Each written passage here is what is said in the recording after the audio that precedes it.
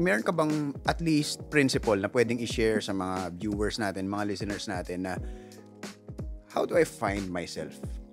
Swerte ako kasi naubos talaga yung basketball ko. Kumbaga naubos ko siya. Ngayon bro, content-driven na ako eh. Wow. Minsan pag nagba-basketball ako ngayon, hindi mo ako mapagba-basketball kung hindi mo ako babayaran.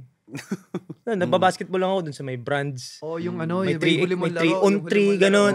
Sige, magpo-post ka, so magba-basketball ka. Sige, pero hindi mo na ako makikita sa papawis. Hindi mo na ako makikita kasi sa... kulang yung... Sa totoo lang, Tito Mikey, naniniwala ka ba na kulang yung time ng isang araw dun sa Kulang, gusto mong gawin, no? Kulang.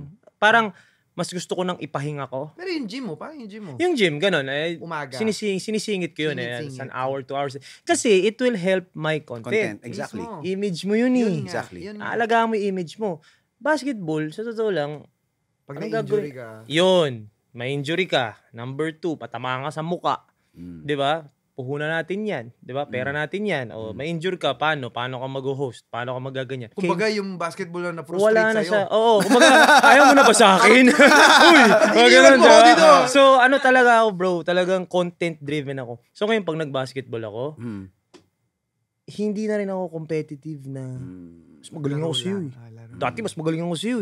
Ganun. Bro, ako content-driven ako. Kumbaga, kung mas nakakatawa yung airball, kaysa dun sa shoot, ipopost ko yung airball.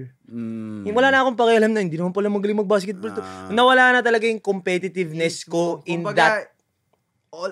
Parang it's all about content na parang, uy, ito, okay to. Ito yung tatama.